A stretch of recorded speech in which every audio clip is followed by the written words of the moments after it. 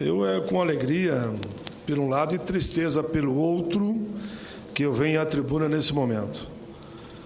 A tristeza é pelo movimento feito pelo governo de não permitir que a Câmara votasse o que estava já acordado com todos os partidos, o projeto que leva o fim do fator previdenciário. Mas com satisfação, porque eu acho que o movimento sindical tem que ter posição. E todas as centrais sindicais soltaram uma nota que eu vou ler aqui da tribuna na íntegra. Senhor presidente, senhoras e senhores, falarei mais uma vez, sim, do fator previdenciário. Mas por quê? Nesta sexta-feira, 5 centrais sindicais, a CUT, a Força Sindical, a UGT, CTB e Nova Central assinaram uma nota conjunta denunciando e repudiando a não votação do fim do fator previdenciário na Câmara dos Deputados. Diz o texto, o acordo é uma das principais prioridades da pauta dos trabalhadores que vinha sendo defendida mediante uma ampla negociação feita pelas centrais e pelo próprio governo nos últimos anos. Enfim, buscavam a função definitiva de votar e arquivar para sempre o perverso fator previdenciário, que penaliza os trabalhadores após anos e anos de contribuição, fazendo com que os mais pobres percam a metade dos seus salários. Queremos lembrar que a discussão e a negociação sobre o fator, segundo a nota, se arrasta desde 2007. E apesar de termos propostos, segundo eles dizem, diversas alternativas para solucionar os impasses, chegamos a um acordo na fórmula 85-95. O governo federal vem sistematicamente bloqueando a votação dessa matéria lá na Câmara dos Deputados. Dizem as centrais, conscientes de nosso papel de defender a classe trabalhadora e também da nossa responsabilidade para com o sistema previdenciário brasileiro, a nossa proposta leva em consideração a necessidade da sustentabilidade do sistema e não apenas o fim pura e simples da fórmula de cálculo. Nesse sentido, dizem as centrais, repito, não entendemos o porquê da insistência em manter o bloqueio à votação dessa reivindicação tão importante para os trabalhadores e principalmente para as mulheres.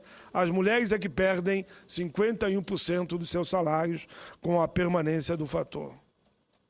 Enfim, que têm sido vítimas desse mecanismo injusto que contribui para a exclusão. A Previdência Social brasileira é um dos maiores instrumentos de distribuição de renda e de combate à desigualdade. Então, por que manter o fator? Dizem mais as centrais. A atitude do governo não faz jus ao slogan de que país rico é país sem pobreza. Por isso, as centrais sindicais reivindicam que o governo se disponha a sentar novamente à mesa de negociação para desbloquear as votações do Congresso Nacional ainda esse ano. Tendo em vista que o tema já tinha sido acordado da nossa parte, vamos manter a nossa mobilização, a pressão para que os deputados votem o quanto antes o fim dessa injustiça contra os trabalhadores e trabalhadoras do Brasil. Queremos que o governo respeite o acordo que já havia sido firmado. Assinam essa nota CTB, Central dos Trabalhadores e Trabalhadoras do Brasil, CUT, Central Única dos Trabalhadores, Força Sindical, Nova Central Sindical de Trabalhadores e a União Geral dos Trabalhadores. Também eu tomo a liberdade de dizer que essa visão é a visão do Fórum dos Trabalhadores, que reúne 17 confederações, ou seja, exigindo que seja votado o fator previdenciário na Câmara dos Deputados, na busca de uma solução definitiva, permanente, que não mais permita que o trabalhador perca metade dos seus vencimentos no ato da aposentadoria. Senhor presidente, na mesma linha da tristeza, eu quero também fazer um registro. Peço licença para fazer um pequeno registro. Faleceu no dia de hoje, em Caxias do Sul, aos 66 anos, um grande amigo meu, Pedro Reck. Foi vereador em Caxias, fez parte durante anos e anos da diretoria da Associação dos Aposentados e Pensionistas, que é presidida por um outro amigo, o companheiro Flecha. Trabalhamos juntos, estudamos juntos. Ele era casado com a senhora Celina Marta Knob Reck. Além de ter sido um exemplar homem público, político, uma pessoa comprometida com as lutas e as causas sociais, Pedro Reck foi meu amigo de infância, colega de aula. Ele, por incrível que pareça, senhor presidente, ele morava no fundo da casa onde eu residia, e nós conversávamos pela cerca. Ele, um italiano, mas um italiano daqueles, eu diria, da melhor cepa, combatia todos os preconceitos, peleava toda vez que alguém tentava me atingir pela cor da pele. Acabei desenvolvendo com ele um carinho muito grande e uma amizade enorme. Jamais vou esquecer que conheci o Pedro Reck quando tínhamos, calculo eu, em torno de 7 a 8 anos de idade. Pedro Reck foi mais que um irmão, foi meu camarada, companheiro das horas boas e ruins. Um homem, eu diria, que estava além do seu tempo, sempre pronto para fazer o bem, não interessando a quem. Sempre estava disposto a enfrentar o bom combate na defesa de causas, defendendo seus ideais. Jamais vou me esquecer deste Pedro Reck. Vou lembrar sempre como aquele menino de calça curta que já com 8, 9, 10 anos combatia todo tipo de preconceito. Pois são homens como ele que fazem e traçam novas perspectivas para um mundo mais saudável e melhor para todos, mais humanos, mais justo, sem preconceito e que busca uma sociedade de iguais. Um homem que pregava a esperança, que queria direitos iguais para todos. As marcas deixadas por homens como Pedro Reck não morrem, elas são eternas. Eu vou remeter, com certeza, esse pronunciamento para a família de Pedro Reck. E, senhor presidente, concluindo, eu quero dizer que nos últimos 10 anos, nós podemos dizer que foi um ano que avançamos no Brasil. Pela primeira vez, não ficamos restritos somente ao crescimento econômico, passamos a ter desenvolvimento social como antes não tínhamos visto. Para utilizar uma metáfora um tanto antiga, mas que descreve bem esse momento, não entramos naquela que vamos fazer o bolo crescer para depois repetir. Pela primeira vez na história, podemos ver os mais pobres, os mais necessitados, ascendendo socialmente de maneira sólida e consistente.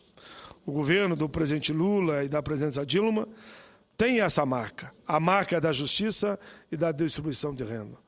Tudo, no entanto, possui um desenvolvimento dialético, em que contradições que não eram aparentes passam a se mostrar também com força. São os efeitos colaterais do crescimento econômico e da justiça social. No caso brasileiro, a maior riqueza e muito melhor distribuição de renda teve como efeito de um aumento significativo, senhor presidente, por incrível que pareça, da obesidade. Em outras palavras, mais renda significou para algumas pessoas passarem a comer mais. Infelizmente, nem sempre de melhor qualidade nutricional. Segundo informações do Ministério da Saúde e da Sociedade Brasileira de Metabolismo, a obesidade se tornou um dos principais problemas de saúde pública no Brasil. Em 2006, 42,7% da população estava acima do peso. Em 2012, esse número passou para 49%. Entre homens, a situação é mais preocupante. Haja visto que 52,6% da população masculina estão com sobrepeso. Em relação à população infantil, as preocupações são as mesmas. Segundo uma pesquisa um pouco mais antiga, de 2009, uma em cada 3 crianças entre 5 e 9 anos estão acima do peso recomendado pela Organização Mundial de Saúde. Entre os adolescentes, a situação igualmente piorou. Vejamos alguns dados que refletem a situação. Os homens entre 10 e 19 anos com excesso de peso passaram de 3,7% em 74 para 21,7% em 2011. Para 21,7% em 2008. As mulheres entre 10 e 19 anos enfrentavam uma situação similar. Em 74, nessa faixa etária mesma, as que estavam acima do peso eram 7,6%, hoje são 19,4%. Por outro lado, graças a esse envolvimento social no Brasil, houve uma brutal queda nos indicadores de déficit de peso e de altura entre as crianças. A altura é uma das informações que indicam a desnutrição infantil. Vejamos só um exemplo. No Nordeste, entre 89 e 2008, o déficit de altura caiu 24,5 para 7,9 para os meninos e de 23,6 para 6,9 entre as meninas. Em outras palavras, as políticas de combate à fome